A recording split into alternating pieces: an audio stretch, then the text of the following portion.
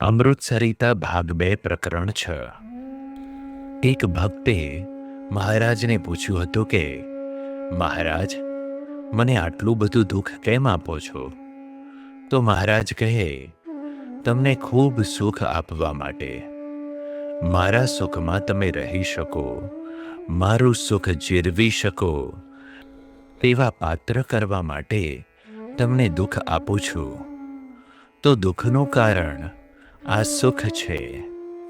મહારાજ કહે છે કે થોડો વખત બૂમો પાડશો, બીજું શું કરવાના છે?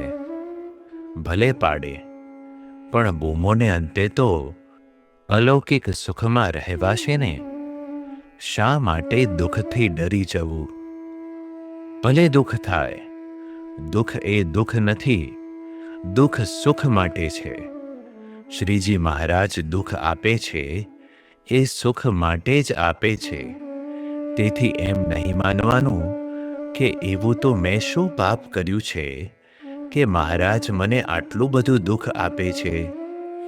એટલે મહારાજ એમ કહે છે કે જ્યારથી તમે મારા સાચા આશ્રિત થયા, ત્યારથી હું તમારો પ્રારબ્ધ બન્યો। દુઃખ છે એ આપનાર કોણ? કાળ, કર્મ, માયા? અરે ના, હું પોતે જ છું। એ દુઃખ નથી આપતો, એ તો એ દિવ્ય સુખમાં લઈ જવા માટેનો સેવક મોકલ્યો છે। તો એ સુખમાં લઈ જવા માટે સેવક મોકલ્યો એ ધન ભાગ્ય કે બીજું? વિચાર કરો।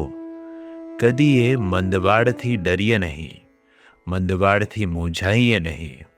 મંદવાડને તો વધાવી લેવાનો।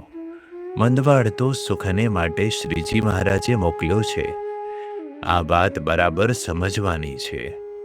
શ્રીજી મહારાજે કહેલી આ એક વાત મંદવાડની થઈ, એવી તો મોટા મુક્તોના મંદવાડની ઘણી વાતો છે।